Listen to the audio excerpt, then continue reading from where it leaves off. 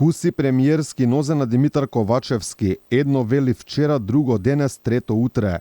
Ова накратко е реториката на македонскиот премиер последниве денови. Со своите зборови сега ги погазува своите зборови од претходно. Таков најчесто е примерот со уставните измени. Според Ковачевски, внесувањето на бугарите во уставот ќе значи сигурен и непречен пат кон Европската унија. Што побрзо го направиме тој процес, толку побрзо ќе станеме и земја членка на Европската унија. И ќе повторам нешто што го кажав пред повеќе време.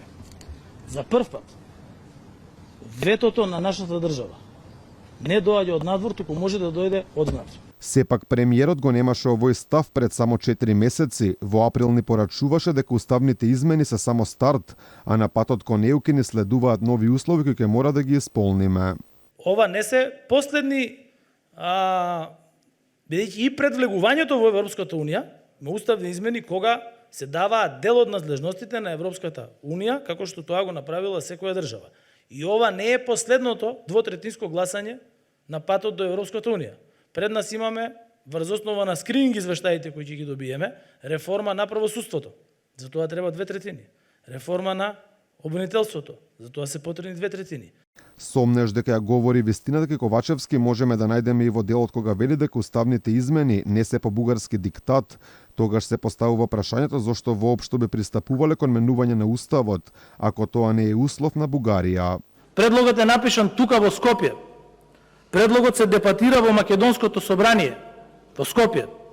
И затоа, со цела одговорност, ги отфрлам лажните и невистините тези дека постои некаков диктат од било кого за било што.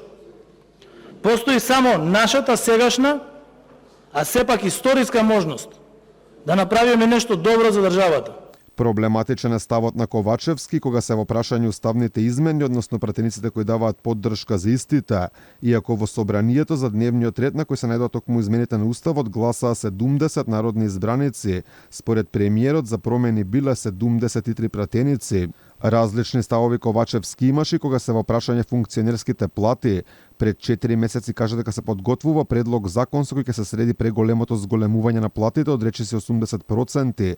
Сега пак има сосем друг став и да бил донесен нов закон пак ќе паднал на Уставен суд, а и реши да објаснува зашто функционерите заслужувале својата зголемена плата.